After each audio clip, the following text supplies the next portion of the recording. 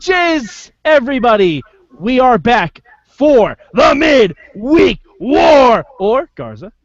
Buenas noches a la guerra de la mitad de la semana. Yes! And you know what that means, folks! It's time to talk some Lucha Goddamn Underground! Alright, we have a stacked crew, and by stacked, I mean we are running 5 deep, motherfuckers.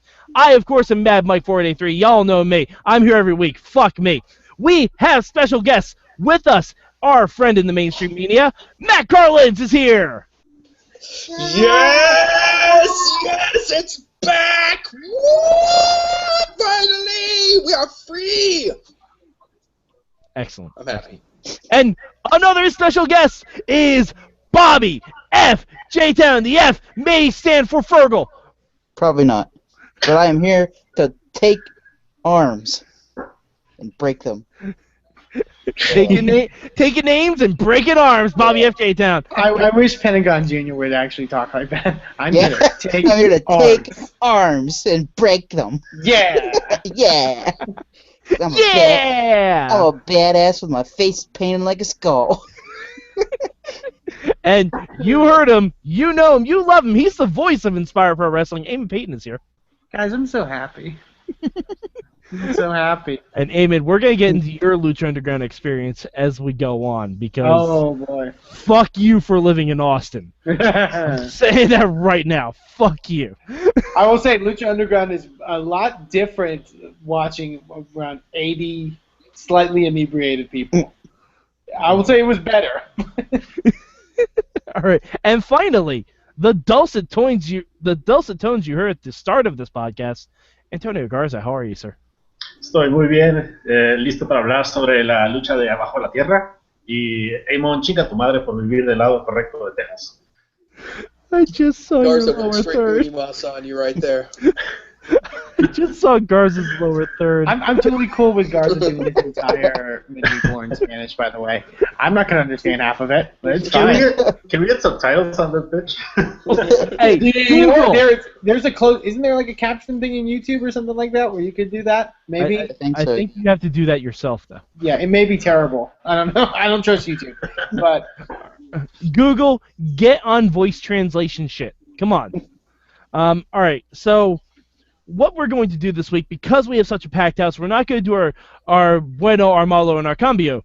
We're just going to talk about the fucking show. Mike, let's be honest. It's not because we have a packed show. It's because there's no bad and change in Lucha Underground. Hold on. We don't know that. We need to talk about the show first. But what we are going to do is what we always do when we start at the show. Matt Carlins, what is your uno palabra for Lucha Underground? Death, Mike. Death. My favorite aspect of Lucha Underground is back and is stronger than ever. All right, fair enough. Bobby F JTown, what is your uno palabra? Can I make one up, kind of? Yes, absolutely. Badassery. Okay. Yeah, no, that's totally a word. That's totally a word. Okay. All right, Eamon, your uno palabra. That's not a word. it's a sound and it's kind of a word. I'll accept that as a word. Garza, what is your una palabra? Erection. and ladies, any ladies watching the show, Garza going like this and saying erection is not an indicator. Side note, I have a point about that later in this scene. Yeah. But we'll get to that. My una palabra is campeones. That means champions. That does. Champions. In case you didn't know. I'm just so everyone is on the same point here. All right. So did you hit that Rosetta Stone between the seasons, Mike? Is that what I got the Rosetta Stone up here. I took 15 years of Spanish in school, Matt Carlins. You were in school for 15. Okay, never mind. I took 4 years of Spanish, 3 of which were original classes. That means I failed a year. Okay then, on to Lucha Underground. We opened with Vampiro in a psychiatry ward, somewhere in the middle of the desert. Basically, Vampiro was fantasizing about killing his doctor, literally by ripping out his throat and smashing his head against the table. And apparently Vampiro has pills that he now has to take twice a day in order to not go insane. Can I jump in real quick? Yeah, go for it, Matt. Because I didn't even know where to start with that because it was so fucking good. This was the best. For me, this was the best segment of the whole show. And I think back to when we were talking to Krista Joseph, and he told us how much he loved the first, the open to season 2, and I really felt that Vampiro is so freaking awesome. He's amazing. I just don't know where this came from. I watched him in WCW, and I watched him for the first half of last season. I never saw this. Now he's amazing. I have no clue where this came from. I was just gonna say this is the best, straight up acting that I've seen in 30 years of wrestling. I agree. The segment wasn't a wrestling show. That was fucking AMC shit. You could take you can take that segment and put it in any film or television scenario, and it would fit perfectly. It doesn't feel like a wrestler doing a promo. It's amazing. It also the moment where he has the fantasy of attacking his doctor and just taking a chunk out of his neck.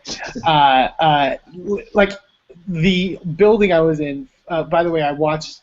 As we mentioned, I got to watch the season premiere at the premiere party for El Rey Network at the Mohawk in downtown Austin, and literally that happens, and a crowd of 70 or 80 dudes who were so pumped for Lucha Underground just go, whoa, whoa, whoa!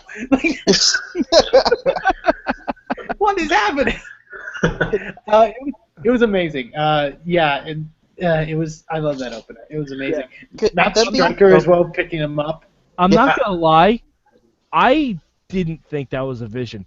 I thought we were just going to straight up open with Vampiro escaping from a mental institution, killing his orderlies and the doctor, and Pentagon was gonna be out there in a fucking helicarrier from the Shield. I don't know what he was going to pick him up in, but it was going to be something amazing. Bobby, what did you think of the opening segment? I wondered how they were going to get out of, bringing Vampiro back in as, the commentator. I was like, there's no going back now for him, and then, this was, a brilliant way to bring him back. The one thing I will say is, what could we call that death by vampire side? Because I think we'd call that vampicide. Vampicide. Vampicide. Yeah. It was hallucinative vampicide, so it's okay. Yeah. Jesus. That's how we opened the show, and Matt Striker shows up and he just all right. Why Matt Striker's car is covered with a tarp in the middle of the desert, I'm not going to say. How did he get there? It's freaking awesome when you take the whole thing off of it in the middle of the desert. No. Hey, as someone who lives in the desert, dust. Fucking dust. Yeah. Okay, alright, that's fair, that's fair. He was listening to Sandstorm in the desert, and he had to protect it. Can I just say, oh god, I just love the concept of this first episode and sort of the revolving story, which is, everyone's fled the temple since the end of the last season. Vampiro and Striker saying they've been invited back to return, obviously under new control. The temple's been overtaken, so to speak. So it's almost like everything's starting from scratch again, in a sense. Yeah. But with obviously under new management. But I love that concept because it's the perfect kickstart to the new season, I feel. And it kind of makes you wonder.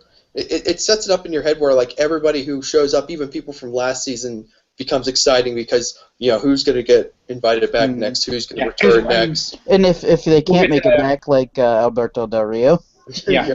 Where's Big Rick? I don't know. Oh, he didn't get the invite, I guess. Yeah, but Matt, that's a good point because you can kind of play off of that going forward, and obviously we'll get to that at the end of the main event because that plays a role. One more note about the opening segment from me. I think I found an Easter egg in the opening segment, and I'm not sure if anyone else saw this or not, but the bottle of pills that Vampiro got had the name of the doctor on it. Yeah, I saw it too, Matt. doctor was Richard Johnson. Oh, Nice. I mean, amazing. come on. Shout Chris, out to Joseph. I know. We I saw know. that. We I know saw it was that. you. We don't miss a damn thing. That was good. Friend of the show, Krista Going Joseph. through it like one frame at a time. Yeah. I did that with the trailer. I'm not doing that with the entire episode. This is not going to happen. Yeah. All right. Something that I want to say before we move on.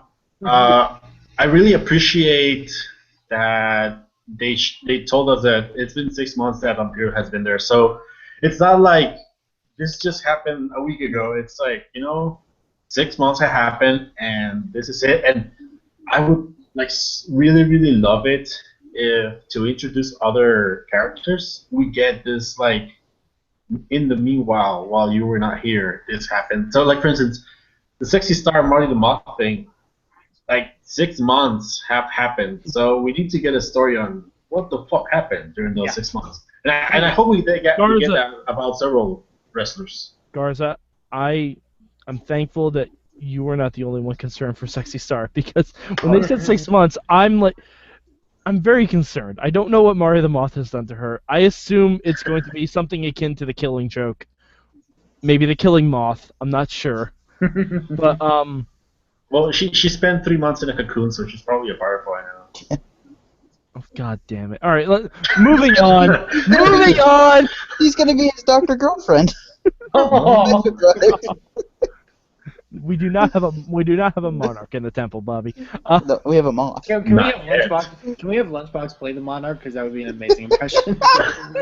I've heard his Monarch impression. It's great. All right. The other guys. So moving on, we get to the temple, and Catrina is now the new proprietor of Lucha Underground, And she's got bangs. She's got new bangs. I've been so happy to talk about Catrina's bangs. Amen. Style Police is here to tell Catrina your bangs look great. All right, hold on. Eamon. As the millennial point of view, Yes. what do you think of Catrina's bangs? Perfect. Those are business bangs. She's really run that temple. All right, remind me of that next week when I live tweet Lucha Underground, #business bangs. Business bangs. Okay, so Catrina is... Sorry. Catrina is doing she's welcoming everyone back because Mil Muertes has taken over the temple proper, and he has a giant fucking Shao Kahn seat that he just lords over. It's amazing. I need a good in-depth look of what that chair is like. That is what I meant by badassery this week. Mil Muertes. Yes, that is correct, Bobby. But we have Phoenix coming into Catrina's office, which Phoenix and Mil Muertes, for those of you who don't know, if this is your first time, Phoenix and Mil Muertes, they're not fans of each other. They're not fans. Phoenix is actually the only one to have ever beaten Mil Muertes. So naturally, he's a threat. And Catrina is making him defend his Gift of the Gods title this week. In fact, it's right after the segment, and it's against King Cuerno, of all people. All right. Who was hunting him at the end of season 1? Yeah. This is true. Who's been following him in his pickup truck for 6 months, Mike? Think about it. Think about this. All right, just ponder that. Also, does anyone else miss the live band? Do you guys miss the live band? I kind of miss the live band. Not yet. Yeah. I'm gonna get to a point where I'm really gonna. It wouldn't fit in. It wouldn't fit in with Mil Muertes' temple. He cleared out. He cleared out where the band was so he can have a seat. Unless you have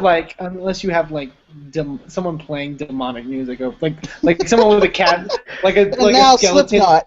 I was gonna say you could totally have Slipknot. Well, I was thinking like a skeleton, like Casio keyboard playing. That's Slipknot. Like Dia de los Muertos music. I'll also say this. Obviously, Dario Cuerto, one of the top heels in Lucha Underground. Catrina, I think, does a great job of also filling that role as the management, sort of top heel. She's probably the biggest heel on the show, which I'll get to in a little bit. All right. Well, so we had the match Phoenix versus Cuerno, and Lucha Underground, the in-ring has always been amazing. It was fantastic this week as per usual. And King Cuerno actually wins the Gift of the Gods Championship. Which I did not expect at all. I didn't expect I don't think that any of either. us expected. So all that speculation that we had, like, oh my God, we got Phoenix and Muertes lining up. Poof. Gotta wait. That shit's gone. We gotta wait for it now, We're motherfucker. gonna tease it for a while. But I think Garza, what'd you think of the first match? Well, the match itself was amazing. I think they started with the two best options because both Phoenix and Cuerno didn't really need like a rub like in the main event or anything like that. So they just straight up brought you back to this is Lucha Underground, this is the wrestler we have. I actually like that they made the title change because now we're gonna have to experience like Phoenix chasing the champion. Not even the champion to become the champion. So I think that's gonna be a cool story for Phoenix. Go ahead. I was just gonna say that because that's the thing. When Cuerno won, I was very surprised, and I was like, oh, I didn't really expect Cuerno to win the Gift of the Gods, like to challenge Muertes even. And then I think the backstage promo with him and Catrina, where Catrina like sort of hints that like they made a deal, and it was more of in a sense to keep the championship away from Phoenix, and I really enjoyed that. And I agree with you. I think the chase is going to be amazing. Yeah, I was gonna bring that up right after the segment. We had the return of Cowboy Cuerno. Yeah, Cowboy. Anyone who knows about us, we fucking like more than Katrina's bangs. Cowboy Cuerno is the shit. The audience I was watching with really popped for like the tip of the hat he gave Katrina. Ma'am. All right, Matt, what'd you think of the first match on Lucha? I thought it was awesome. I remember many bouncy, flippy things that Phoenix did that were freaking amazing and impossible to describe. I'm wondering, like, how do you describe Cuerno's new finishing move? Is that a packaged tombstone? Like, what was that? Yeah. Awesome. It was awesome. Is that pretty good? Well, It I was think they also awesome. did. There was also a package tombstone on TNA this week, wasn't there? I I didn't see it. Okay. All right. I forgot what show that was. We watched so much wrestling this week. But all right. So moving on, like first match out of the chute, we have a title change. Insane way to start the season. But then we have the return of Team Defunct Trios, Eva Lee, Son of Havoc, and Angelico. Angelico with his badass new Lucha Underground singlet. Captain Lucha Underground. His onesie. Lucha onesie. Yeah. So Sell Katrina, that on the website. yeah, that was definitely part of the trailer. So Catrina approaches them, and she says, "Guess what? You guys aren't getting a trio styles match. In fact, you're going to be in a triple threat match against each other, and the winner will fight Mil Muertes for the championship tonight." And, yeah, Garza. I just wanted to get this out of my way because I guess it's like the second thing that I love most. And we're gonna jump into the match. We got to see the segment, but the people at the temple didn't.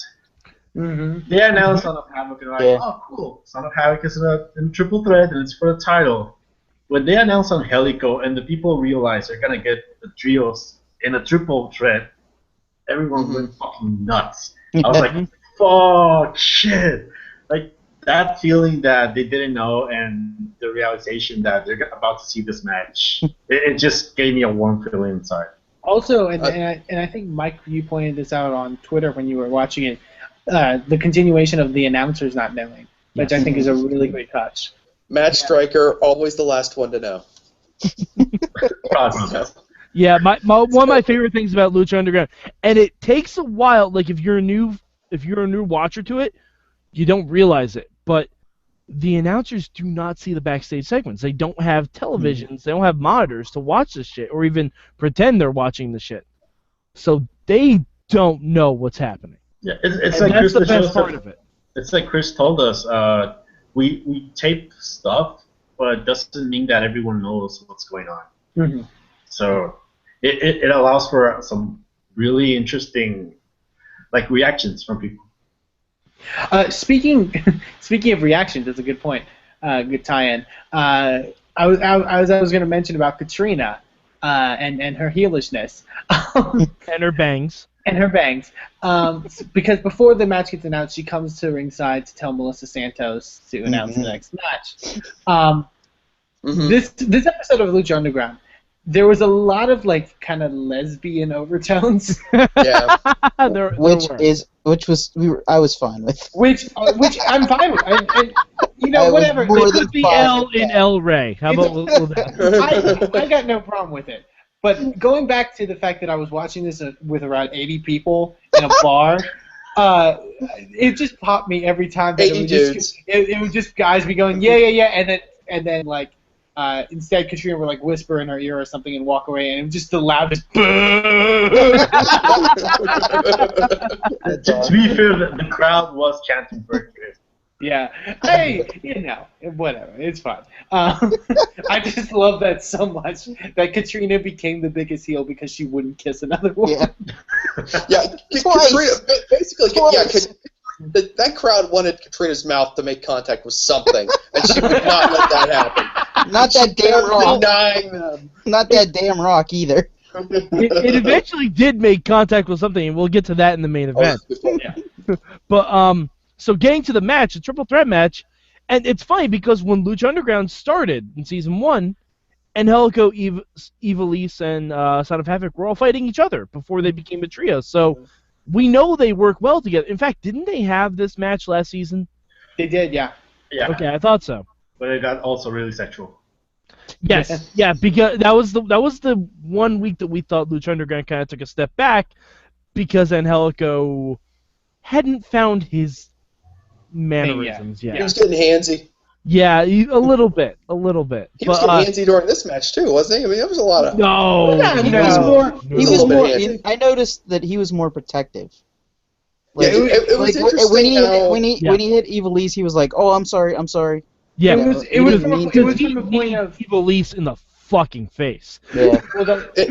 It was interesting that Son of Havoc and Angelico both seemed to react differently whenever they would knock down or take out Ivelisse. I think it was from a point of view though of like, well, we built this team, and we finally. I think Son of Havoc said it backstage in the promo thing, like we've finally gotten on the same page, and we don't want to, and then they've still kind of built Ivelisse as, in season 1 a lot, building her as kind of a bit of a hothead in a sense, in that she, is doesn't get along with most people. So I think that's another part that kind of played into it. Other side note with this match, I really have missed seeing Angelico wrestle. I freaking love Angelico. I miss seeing Ivelisse in the ring too because, like the season 1 closed, she had a broken leg. Like she was on crutches. She couldn't wrestle the final trios match. She couldn't. There were a few matches where Ivelisse was just out of action. But because she was the trios champion, they kind of had to make it work. But it was really great seeing her back, and she fucking won the match. Yeah, with a Magistral Cradle, which was awesome. Like she outsmarted them. All three or all two of them. Which led to the best facial expression of the show, which was joy, joy, joy. Oh fuck! What the hell? I'm wrestling with the suffocation of death. I won. Yeah. That's a bummer. And then Mil Muertes tosses off the cape, right? Yes. And he went down. He steps down from his Showcom platform. Yeah. And where were his feathers? Mil? He didn't have his feathers this week. I think that's because feathers tickle, and if you're gonna be sitting on a giant Shao Kahn throne, you don't want to be possibly tickled during a match. Yeah, true. All right, so this led right into the main event.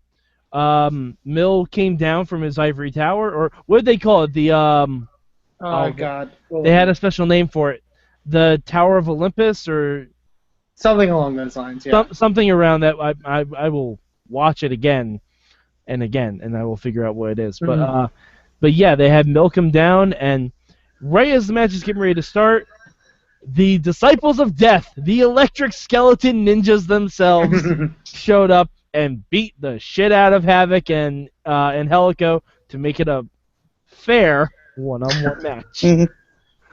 Let me just say, I love how they walk like skeletons. I love that. I think that's so cool. All right, and so we had the match, and Ivelisse gave it her all. She was running around. She was trying to use her speed. She caught Mill off guard a couple times. When she hit, there were a couple really great false finishes, and until Mill eventually did get the win, and we'll talk about the aftermath after we discuss the match. But all right, Bobby, what'd you think of the match? I thought it was really good. I think like going into it, you don't think like this just mountain of a luchador versus little Ivelisse, you know. Mm-hmm. You don't think Ivelisse has a chance, but like they made you believe that she had a chance because like she did in the other match, she used like her smarts and she like outsmarted him a lot of the time, you know. But it didn't make Mil Muertes look bad either. No, So, it didn't, because he definitely did put the exclamation point on the match. Yeah. All right, Garza, what did you think of the main event? I mean, the match itself was just a typical big guy versus little guy story. Like, even the wrestling wasn't like out of this world, but they told like a beautiful story. Like, if you connect both matches, and it's a beautiful story. That near fall where Muertes spears Catrina, and she gets like a quick roll up. And I was, shit, they're gonna do it, and then kick out. Fuck. Okay, all right, I'm taking off guided camera switching here. Who out of you thought, oh my god, they're gonna give the belt to Ivelisse at that moment? Because I know I did. Yeah. Definitely, I hear. Yeah, well, yeah. Also, the 80 people I was watching it with, that was the biggest pop of the night. They really thought she almost got it. Like, it was amazing. Yeah, again, like going back to it, it's like the biggest, you know, they really made you believe it as much as, you know, someone the size of Ivelisse compared to somebody not only the size of Mil Muertes, but with the aura of Mil Muertes being the personification of death. You know, they really, you know, did a great job of you know, giving them both something out of this. And Mike will attest to this as being, and Antonio as well. For being the ones that watch Impact, it wasn't too long ago that we were seeing Intergender Wrestling on TNA and them billing it as like an important thing and us saying how they were copping out on it. This wasn't a cop out. This was amazing to see, and it's just great because like there were a lot of men in the building where I was at that were cheering for Ivelisse and getting behind her and wanting to see her win. There was also, I know, right, like not too far away from me, there were a few women who were watching, who I don't believe were necessarily either Lucha Underground or wrestling fans, because a lot of people in the building had like merch on and stuff like that, and like they weren't necessarily there. Maybe they were just there because, you know, it was a bar in downtown Austin, so people usually, you know, and all that stuff. But they were into it. They were so into it, and they really wanted to see Ivelisse win. And that's, I think, a great testament to the story they told. All right, Matt, what did you think about the main event? Just all credit to Matt Stryker for just hammering home the credentials of Ivelisse like early in the match, and like, hey, look, she trained in judo, she trained in MMA, she knows all this stuff, and then the moves come into play during the match. Yeah, hey, what can you say? Big man versus little man, it works. It's wrestling. It always works. So and the commentary team.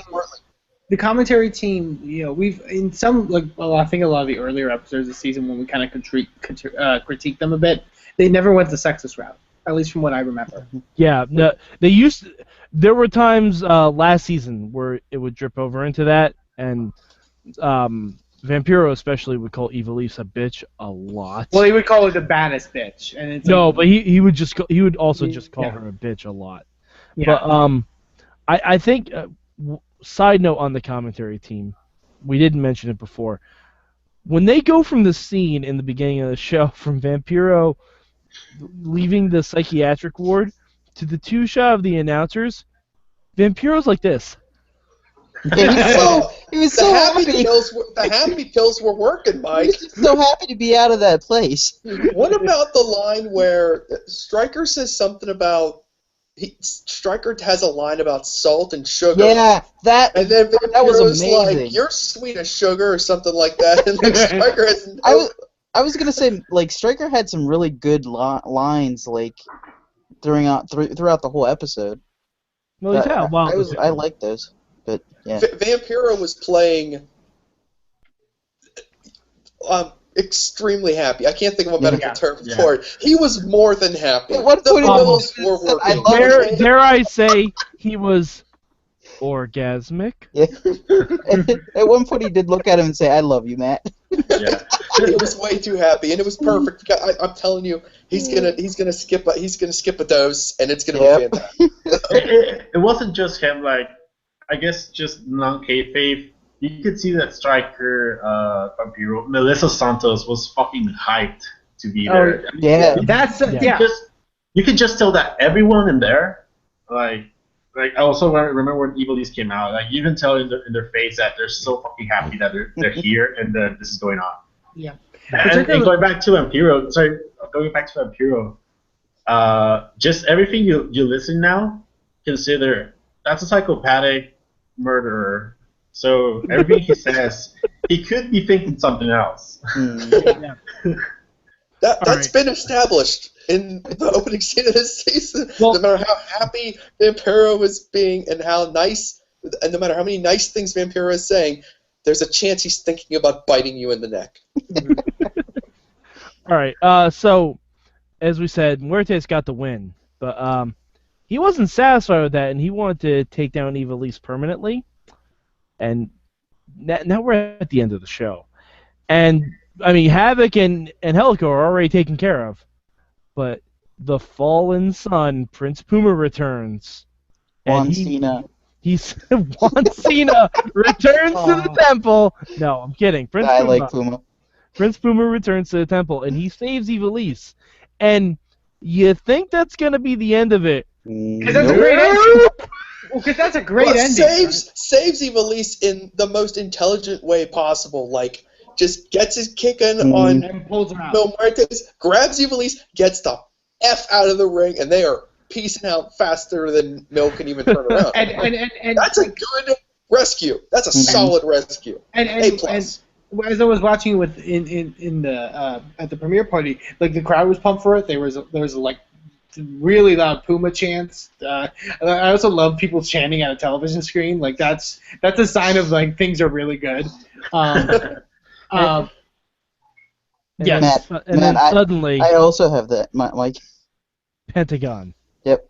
Pentagon shows up right behind Mil Muertes. And then I heard the what can only be possibly described as the sound of 80 people shitting their pants around you. So are you saying Pentagon Jr. is responsible for the brown note? Yes, things got very, very interesting in downtown Austin. Let's just say that. Hey, Eamon, did it sound like an NSYNC concert where you were when Pentagon Jr. came out? It got kind of crazy. Well, Pentagon sure made sure that Mil Muertes' arm said bye bye bye because. No. Hey. Matt was the one who brought up NSYNC. I had to transition somehow. I should have gone for the Backstreet line. All right, never mind. Hey, he can't do the bye bye bye anymore. His arm because Pentagon broke the arm of Mil Muertes. No, it was It was a dirty pop. Stop it!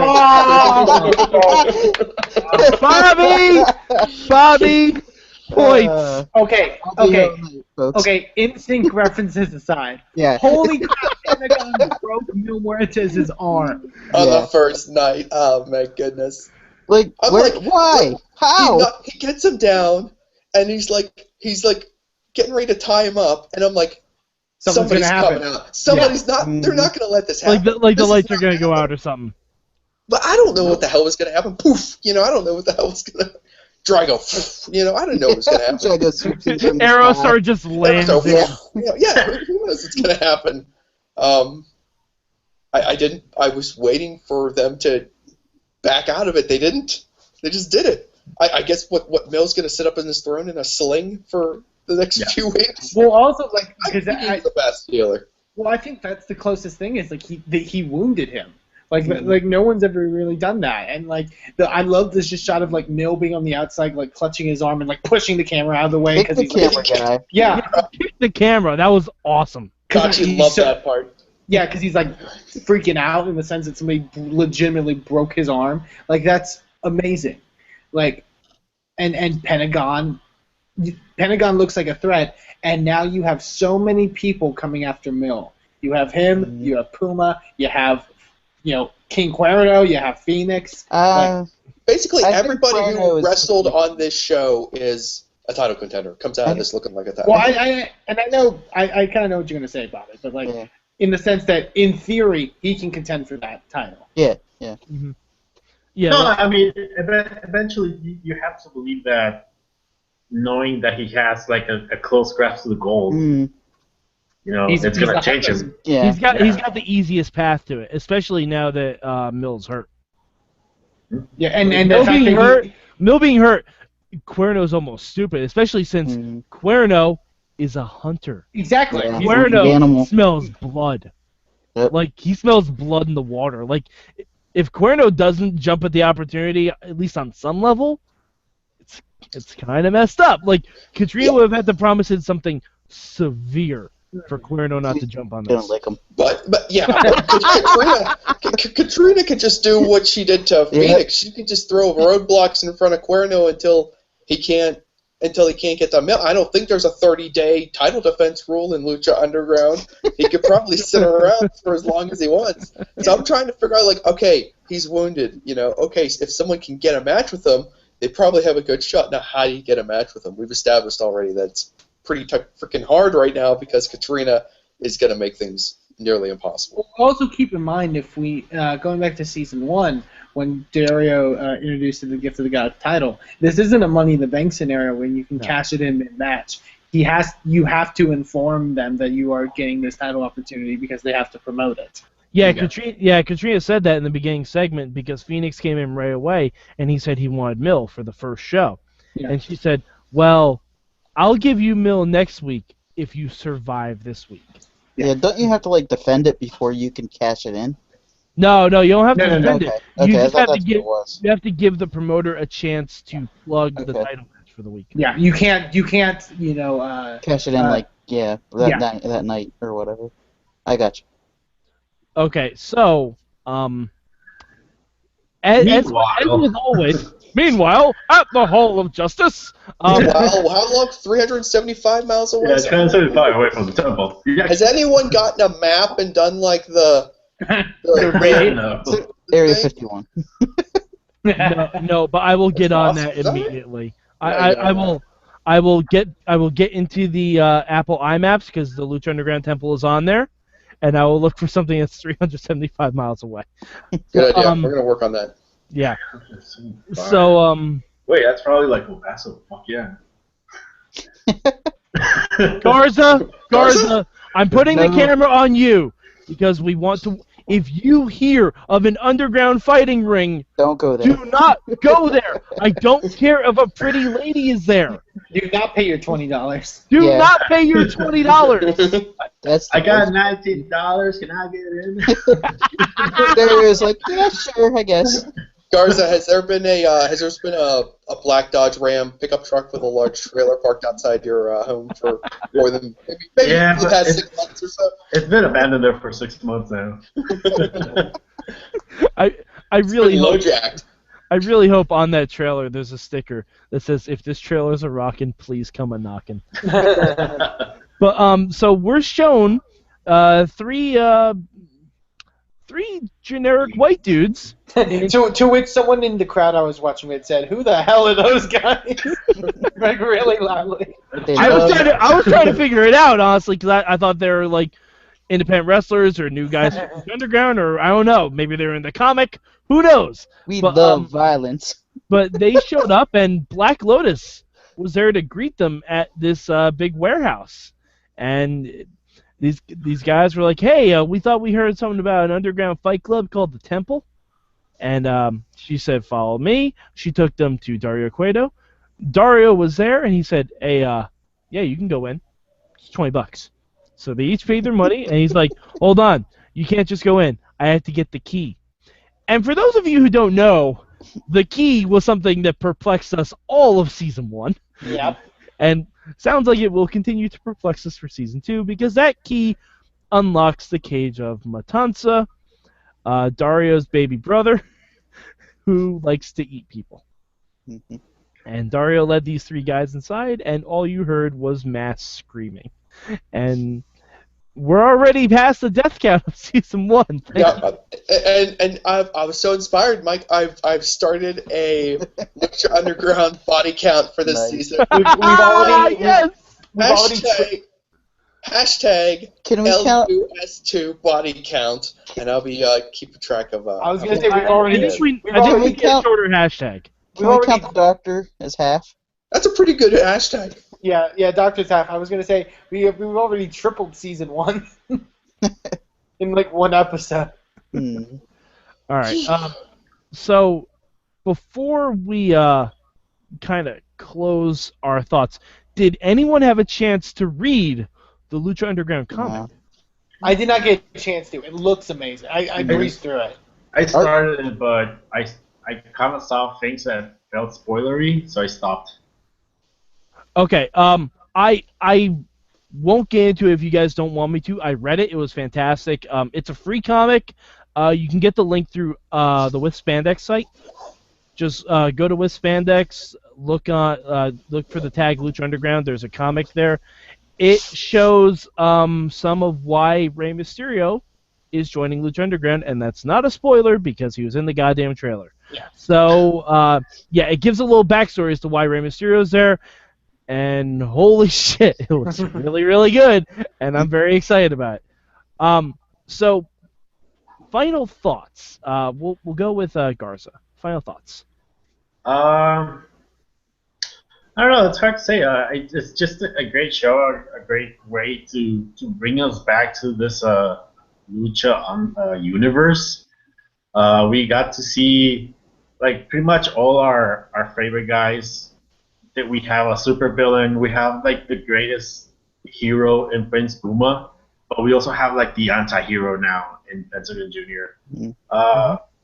Like I said before, everyone felt really happy to be there. You could tell the fans, the wrestlers, Melissa Santos, Vampiro, Striker, everyone was so happy that this is going on. So, I don't know, I think we're all believers.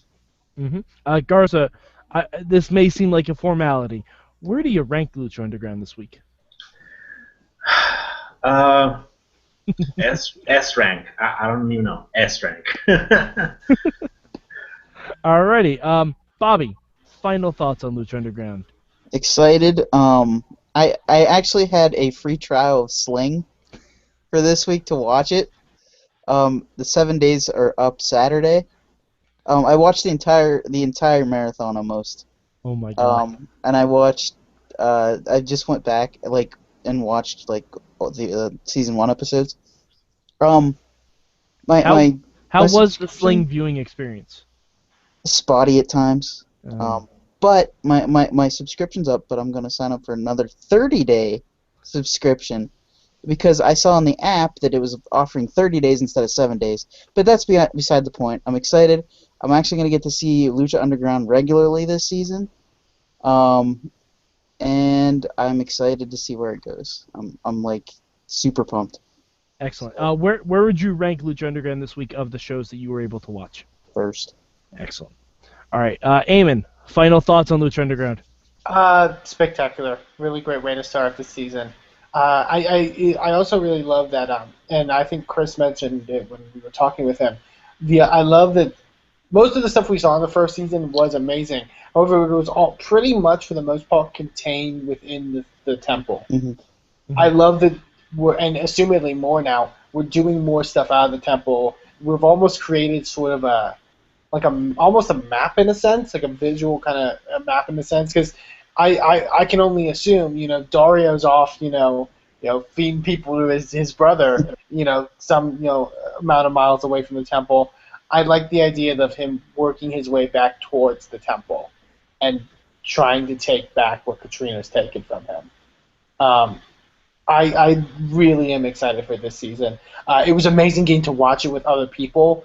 There was something so special about getting to watch and pop and sort of, get into it with like a mass amount of people.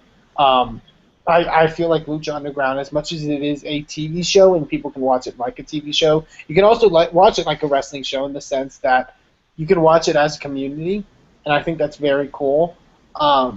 I would even think of if it wasn't for like our time zone stuff and like the delays, issues sometimes with watching things together, like that we would think of doing, a watch party or something like that for Lucha, because it's such a cool thing to sort of watch and react with others.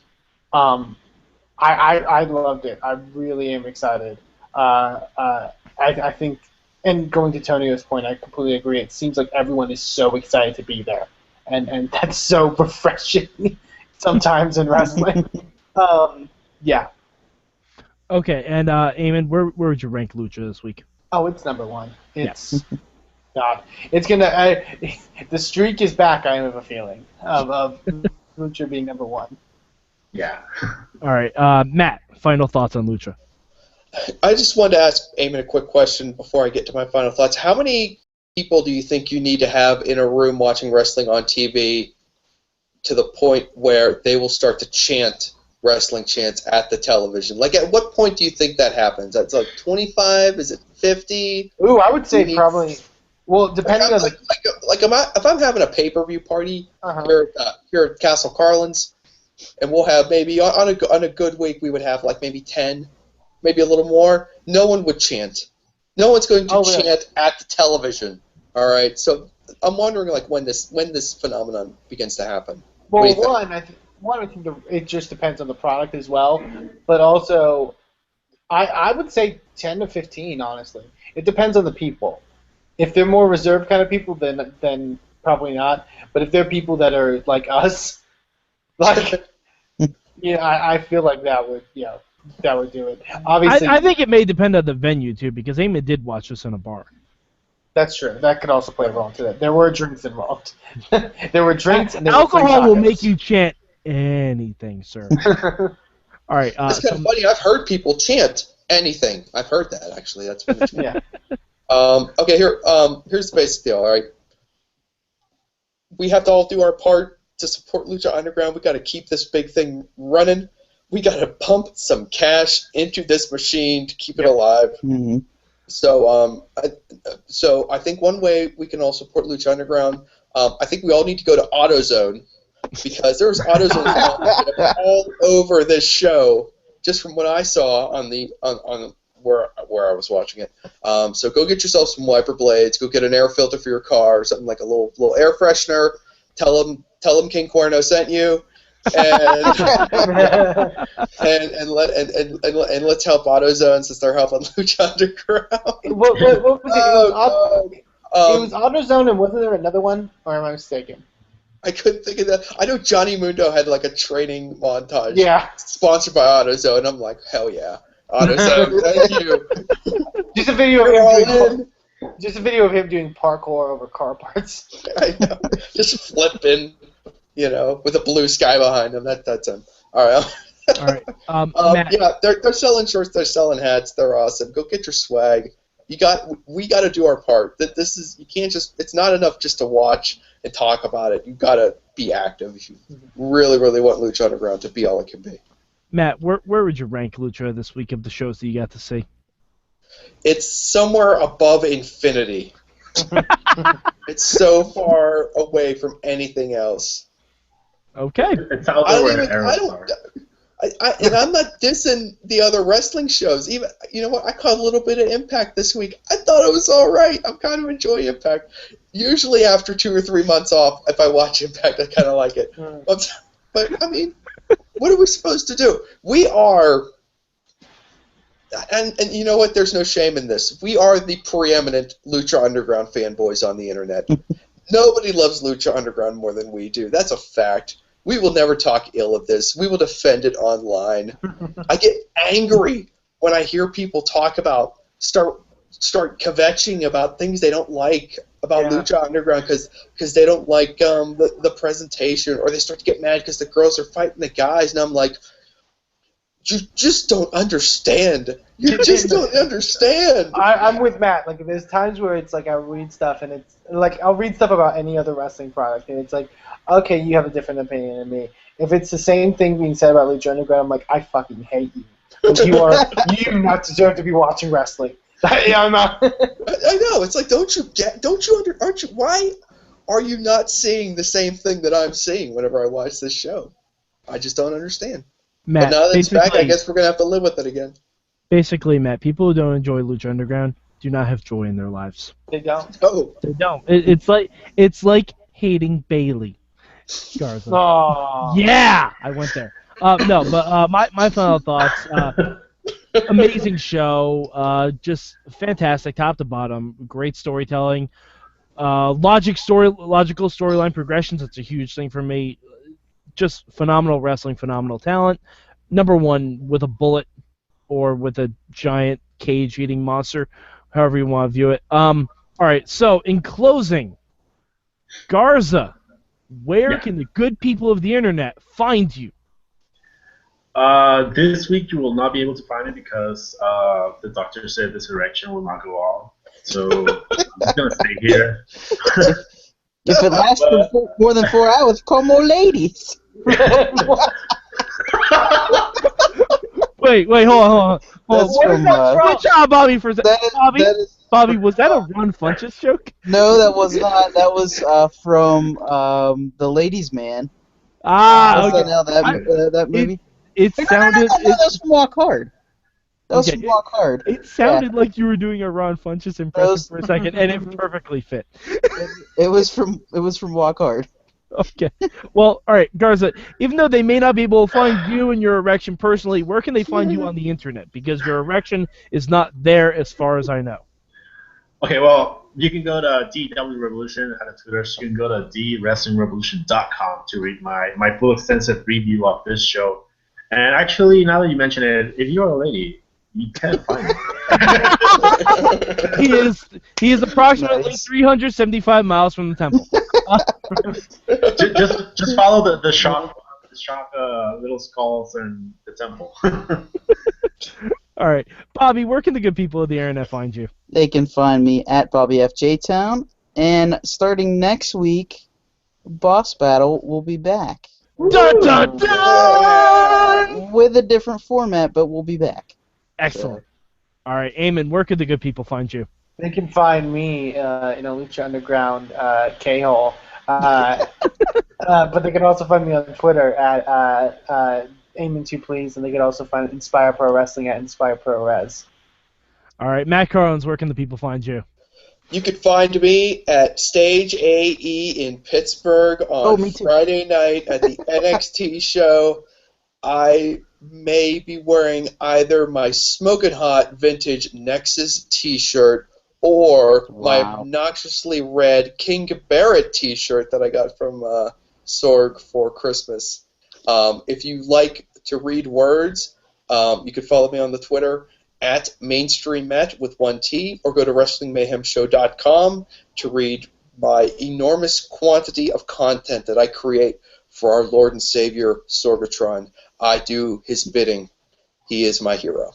Also, because you mentioned that point, I also mentioned if you want to follow me and you also have tickets to NXT TakeOver in Dallas and you don't mind giving them up, fat chance. Please follow me. Follow me, please. You don't want to know what Eamon will do for TakeOver Dallas. He won't give you more than $20 for it. That's for sure. Hint: he learned it from Catrina. Yeah. Hashtag business banks. Hashtag business banks. It's just the banks. That's what I'll just show you his lovely banks. Hashtags banks for business. And you can find me at Mad Mike 48. Hashtag bank statement. Oh no, we're Money in the banks. We can have a different one every week. Yeah. God damn it! All right. You can find me at MadMike4883 on the Twitter machine. I'm also going to be doing the Total Divas wrap-up tomorrow night with Matt's wife, Jen Carlins, and yes, you will get to see her lower third on the screen. Whoa! Kidding! The lower, like the lower third. Yeah, that's what you mean. That's a technical term. That's the same thing I pointed when I was talking about my erection, Yeah. Yeah. I'm not pointing to an erection. I'm pointing to the lower third on the screen here. It's actually a relationship podcast that also talks about Total Divas. This is completely accurate. But yes, we will have lots of discussion, I'm sure. But also, if you're a fan of Lucha Underground, you're just finding this for the first time, you should go to WrestlingMayhemShow.com and listen to last week's show where we had co-executive producer Chris DeJoseph on, and boy, oh boy, did he not adequately prepare us enough for Lucha Underground, because holy fuck. But yeah, so follow us, go to MayhemShow.com, follow us at Mayhem Show. We have tons more Lucha stuff on there. And if you like what you hear about Lucha, you might hear what we say about other wrestling promotions, such as the other two podcasts we have to record tonight on the Midweek War!